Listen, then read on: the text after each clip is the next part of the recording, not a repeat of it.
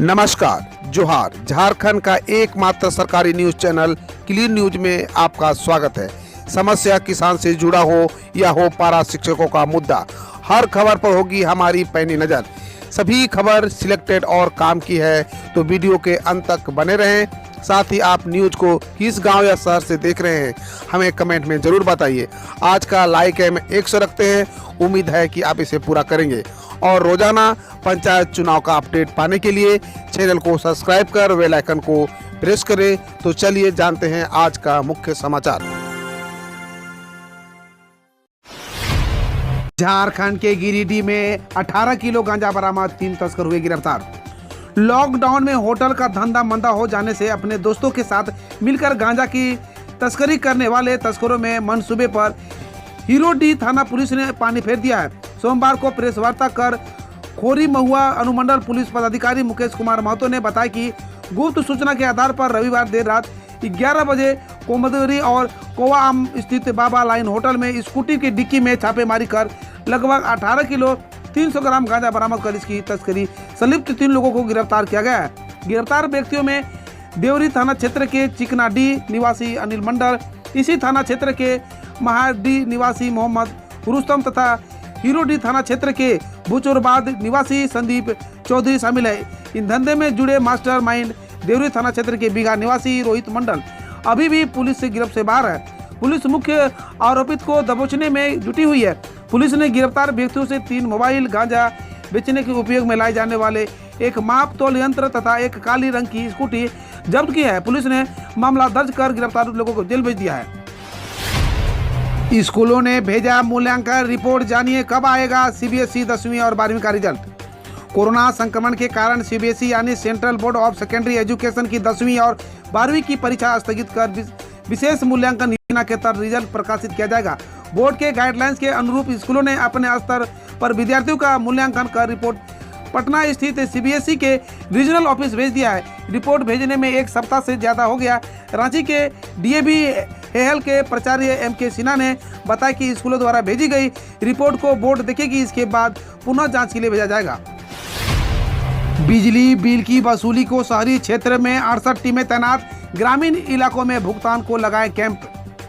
झारखंड ऊर्जा विकास निगम लिमिटेड के द्वारा ग्रामीण उपभोक्ताओं के लिए एक मुश्त समझौता योजना की शुरुआत की गई है। इसके तहत ग्रामीण उपभोक्ता अपना बकाया बिजली बिल बिना विलंब शुल्क के किस्तों में जमा कर सकते हैं। इसके लिए निगम द्वारा जिले के विभिन्न स्थानों पर कैंप आयोजन किया जाएगा। इसके तहत 12 से 17 जुलाई तक आयोजित होने वाले कैंप के बारे में निगम ने जानकारी दी है। रांची सर्किल के जीएम प्रभात कुमार श्रीवास्तव ने बताया कि इस योजना से कम 5.8 लाख ग्रामीणों को लाभ मिलने की संभावना है। रांची में 24 स्पेशल टीम साइबर अपराधियों पर रख रही है नजर, 1 दर्जन से अधिक दबोचे गए। राजधानी रांची में साइबर अपराधियों के लिए बनाई गई स्पेशल 24 टीम लगातार मामलों का खुलासा कर रही है। 1 महीने के अंदर ही यह टीम 20 से अधिक मामलों को सुलझाने के करीब पहुंच चुकी है, जबकि दर्जन से ज्यादा अपराधी भी पकड़े गए हैं। पुलिस की यह टीम अगर अपने मकसद से कामयाब हो जाती है तो राजधानी रांची में पेंडिंग पड़े लगभग 200 साइबर केस सॉल्व हो जाएगा। रांची के साइबर समेत विभिन्न थानों में 1000 से ज्यादा साइबर अपराध के मामले लंबित हैं। पलामू में पौधा देकर मास्क पहनने और हेलमेट लगाने की अपील। टीटीई ने कहा, मास्क, हेलमेट और पौधा तीनों हमारे जीवन रक्षक। एक तरफ पर्यावरण में बदलाव का नुकसान लोग उठा रहे हैं, वहीं दूसरी ओर कोरोना कहर बरप रहा है। मसला पर्यावरण संरक्षण का हो या कोरोना से बचाव का, लोगों को लापरवाही साफ नजर आती है। ऐसे हाल में डाल्टनगंज रेलवे स्टेशन पर पदस्थापित टीटीई बीएम पांडे ने पुलिस के सहयोग से लोगों की जान बचाने और पर्यावरण संरक्षण के लिए अनोखी पहल की है। सोमवार को 2 नंबर टाउन में टीओपी 2 के पास मास्क न पहनने और हेलमेट न पहनकर बाइक चलाने वाले राजगीरों को बीच पौधा वितरण किया गया। जमीन खरीद विवाद में निशिकांत दुबे को बड़ी राहत, सुप्रीम कोर्ट ने राज्य सरकार को अपील खारिज की। देवघर में जमीन खरीद विवाद में सांसद निशिकांत दुबे को बड़ी राहत मिली है। सुप्रीम कोर्ट में राज्य सरकार ने अपील डाली थी, इसे सोमवार को खारिज कर दिया गया है। सांसद ने इस पर खुशी जताते हुए हेमंत सरकार को कटघरे में खड़ा किया है। ट्विटर पर कहा कि सत्यमेव जयते। उनके मुताबिक उन्होंने इससे बार इस बात को दोहराया था कि उनके और उनकी पत्नी के ऊपर जानबूझकर जमीन खरीद के मामले में केस लादे गए हैं, झूठे आरोप लगाए गए हैं, झूठे केस में फंसाकर बदनाम करने की कोशिश की गई है। सर्वोच्च न्यायालय के आदेश से यह साबित भी हो गया है। ब्लैक फंगस से सोमवार को 3 की मौत, अब तक 29 मरीजों ने दम तोड़ा। राज्य में कोरोना संक्रमण के बाद ब्लैक फंगस का कहर तेजी से बढ़ रहा है।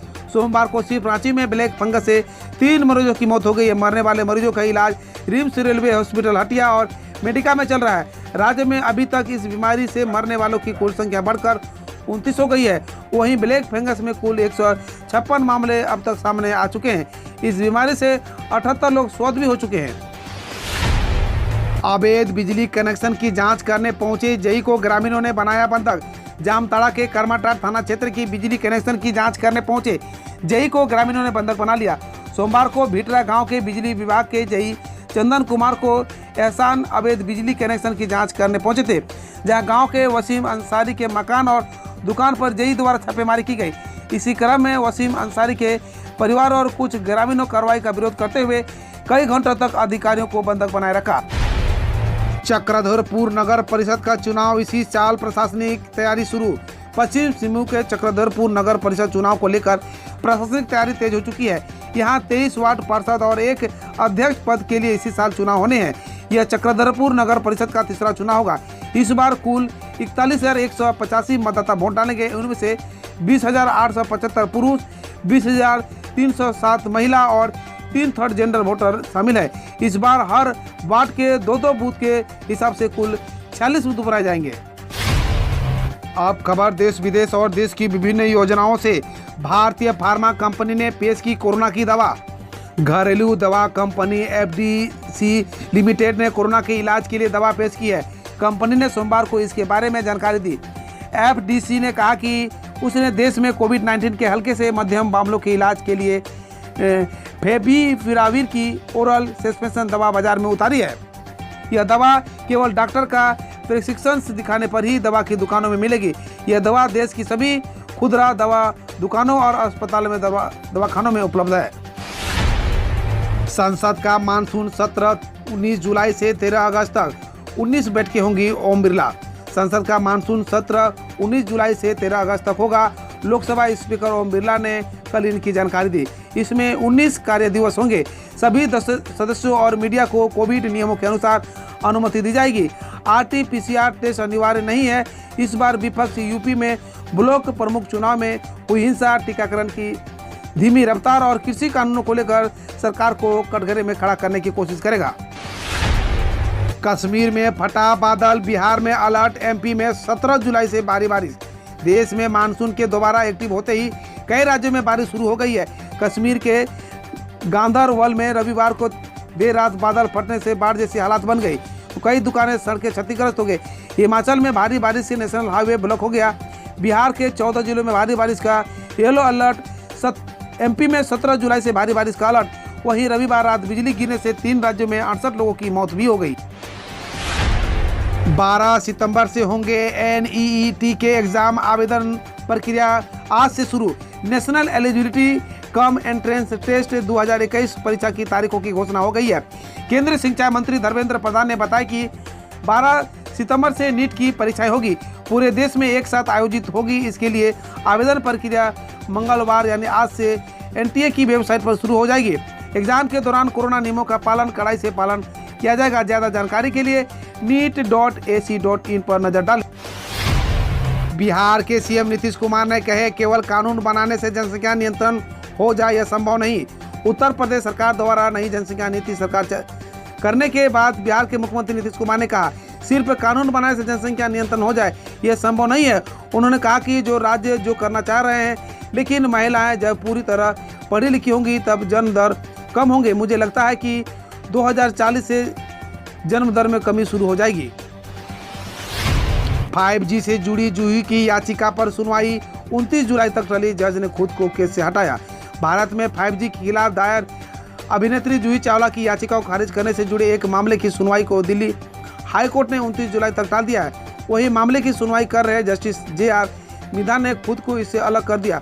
दरअसल कोर्ट ने जूही की याचिका खारिज कर उन पर 20 लाख का जुर्माना लगाया था। मध्य प्रदेश में आकाशीय बिजली के कारण 7 लोगों की मौत। PM ने की मुआवजे की घोषणा। मध्य प्रदेश के अलग अलग जिलों में रविवार को आकाशीय बिजली की चपेट में आने से कम 7 लोगों की मौत हो गई। इनमें सीहोर व ग्वालियर में 2-2 मौत हुई, जबकि शिवपुरी, अनूपपुर और बैतूल में 1-1 मौत हुई है। प्रधानमंत्री नरेंद्र मोदी ने मृत्यु हुए परिवारों को 2-2 लाख व घायलों को 50,000 का मुआवजा देने की घोषणा की है। पीएम नरेंद्र मोदी ने राजस्थान में आकाशीय बिजली से मरने वालों के परिवारों को 2 लाख देने की घोषणा। प्रधानमंत्री नरेंद्र मोदी ने राजस्थान में रविवार को आकाशीय बिजली कारण मरने वालों के परिजनों को 2 लाख व घायलों के 50,000 मुआवजे की घोषणा की है। यह राशि प्रधानमंत्री राष्ट्रीय राहत कोष से दी जाएगी। राजस्थान में रविवार को बिजली की चपेट में आने से 20 लोगों की मौत हो गई थी, वही 21 घायल भी हुए थे। राजस्थान में आकाशीय बिजली गिरने से 20 लोगों की मौत, उनमें से 11 की मौत आमेर किले में हुई। राजस्थान के जयपुर, कोटा, धौलपुर, झालावाड़ा और बारां में आकाशीय बिजली गिरने से 7 बच्चे समेत कम से कम 20 लोगों की मौत हो गई, जबकि 21 घायल हुए। इनमें सबसे ज़्यादा अधिक 11 लोगों की मौत आमेर के किले जयपुर में एक वॉच टावर पर बिजली गिरने से हुई है। मृतकों के परिवारों के लिए 5 लाख मुआवजा की घोषित हुआ है। हरियाणा में 19 जुलाई तक बढ़ा लॉकडाउन, 50% क्षमता के साथ सिनेमा हॉल खोलने की अनुमति। हरियाणा सरकार ने लॉकडाउन को 19 जुलाई तक 5 बजे तक बढ़ाते हुए कोविड-19 नियमों के अनुपालन के साथ 23 जुलाई को राज्य में क्लेट परीक्षा के आयोजन की अनुमति दी है। वहीं शादियों में अब 100 लोगों की खुली जगहों पर 200 लोगों ने इकट्ठा होने की अनुमति होगी। सिनेमा हॉल, स्पा सेंटर में 50% क्षमता के साथ खुलेंगे। नए तरह के आतंकवाद का खतरा झेल रहा है भारत, नाम है नार्को टेरर, अमित शाह ने कहा। गृह मंत्री अमित शाह ने सोमवार को कहा कि देश नार्को टेरर का खतरा झेल रहा है। गुजरात की राजधानी गांधीनगर में centre of the excellence for research and the analysis of drugs and the psychotropic substance का उद्घाटन करते हुए यह बात कही। अमित शाह ने नेशनल फॉरेंसिक साइंसेज यूनिवर्सिटी में उद्घाटन करते हुए कहा कि हमें नार्को टेरर से निपटने पर फोकस करना चाहिए। अमित शाह ने कहा, पीएम नरेंद्र मोदी की लीडरशिप में जब दूसरी बार केंद्र में सरकार बनी तो फिर यह फैसला लिया गया कि इस सेंटर को गुजरात के फॉरेंसिक यूनिवर्सिटी से अटैच किया जाएगा। दिल्ली वासियों को केंद्र की बड़ी राहत, अब लाइसेंस के लिए ड्राइविंग टेस्ट की जरूरत नहीं। ड्राइविंग लाइसेंस के लिए केंद्रीय परिवहन मंत्रालय द्वारा नियम के लिए किए गए एक नए संशोधन के अनुसार अब दिल्ली वासियों को ड्राइविंग टेस्ट के लिए आरटीओ जाने की जरूरत नहीं है। इसमें कहा गया कि लाइसेंस प्राप्त करने के लिए ड्राइविंग टेस्ट पास करना अनिवार्य नहीं है। नेपाल में ओली को बड़ा झटका, भंग संसद में हुई बहाल, देउबा को प्रधानमंत्री नियुक्त करने का आदेश। नेपाल में अपनी अल्पमत सरकार बचाने में जुटे प्रधानमंत्री केपी शर्मा ओली को शीर्ष कोर्ट ने बड़ा झटका देते हुए भंग संसद को बहाल कर दिया। सुप्रीम कोर्ट ने एक महत्वपूर्ण फैसले में राष्ट्रपति विद्यादेवी भंडारी को नेपाली कांग्रेस के प्रमुख शेर बहादुर देउबा को मंगलवार तक प्रधानमंत्री नियुक्त करने का निर्देश दिया। 5 महीने में दूसरी बार भंग प्रतिनिधि सभा संसद को बहाल किया गया। कोर्ट ने 23 फरवरी को ही प्रधानमंत्री ओली को झटका देते हुए भंग की गई प्रतिनिधि सभा को बहाल करने की आदेश दिए थे। 14 जुलाई यानी कल शाम 4:30 बजे तक घोषित होंगे मध्य प्रदेश के 10वीं के नतीजे, जानिए आधिकारिक जानकारी। कोरोना महामारी के चलते पहले स्थगित और फिर रद्द हुई मध्य प्रदेश बोर्ड कक्षा 10वीं परीक्षाओं के बाद वैकल्पिक मुख्यान्न पद्धति में एमपी बोर्ड 10वीं रिजल्ट 2021 की घोषणा का इंतजार कर रहे छात्रों के लिए बड़ी खबर है। मध्य प्रदेश माध्यमिक शिक्षा मंडल द्वारा सेकेंडरी कक्षा के लिए एमपीबीएसई 10वीं रिजल्ट 2021 की घोषणा की तारीख जारी कर दी गई है। माध्यमिक शिक्षा मंडल मध्य प्रदेश भोपाल द्वारा कल 12 जुलाई को साझा किए गए थे आधिकारिक अपडेट के अनुसार एमपी बोर्ड 10वीं की बोर्ड रिजल्ट 2021 की घोषणा आज यानी 14 जुलाई 4 बजे शाम को की जाएगी। आधिकारिक विज्ञप्ति के अनुसार एमपी बोर्ड सेकेंडरी रिजल्ट 2021 को छात्र छात्रा की घोषणा से संबंधित आधिकारिक अपडेट छात्रों के लिए ऑफिशियल वेबसाइट पर दिया गया है। चीन और अमेरिका में तेज होगी जंग, ड्रैगन ने किया यूएसए के युद्धपोत को खदेड़ने का दावा। विवादित दक्षिणी चीन सागर में चीन और अमेरिका के बीच तल्खी बढ़ती ही जा रही है। इसी बीच चीन ने दावा किया है कि उसकी सेना ने सागर के एक विवादित क्षेत्र से अमेरिकी युद्धपोत को पीछा किया और उसे खदेड़ दिया है। यह बयान ऐसे समय में आया जब अमेरिकी प्रशासन ने चीन को चेतावनी दी है कि क्षेत्र में फिलीपीन पर हमला हुआ तो रक्षा संधि के तहत कार्रवाई का सामना करना पड़ेगा। इंडिया वर्सेस श्रीलंका, बदल गई मैचों की टाइमिंग, जानिए कितने बजे शुरू होंगे मैच। भारत और श्रीलंका के बीच 13 जुलाई से 3 वनडे और 3 T20 मुकाबले होने थे, लेकिन श्रीलंका टीम के अंदर कोरोना पॉजिटिव का मामला सामने आने के बाद सीरीज रिशेड्यूल कर दिया। 18 जुलाई से शुरू करने का ऐलान किया है। अब श्रीलंका क्रिकेट ने मैच की तारीखों में बदलाव करने के बाद इनकी टाइमिंग भी बदल दिया है। ऐसे में अब 3 वनडे आधे घंटे की देर से शुरू होगी, जबकि T20 मैच 1 घंटे की देरी से खेला जाएगा। हम रोज ऐसे ही न्यूज लाते रहेंगे, तो यदि आपने अभी तक क्लीन न्यूज को सब्सक्राइब नहीं किया है तो पहले फटाफट सब्सक्राइब कर लें, साथ ही बेल आइकन को दबा दें ताकि कोई अपडेट मिस ना हो।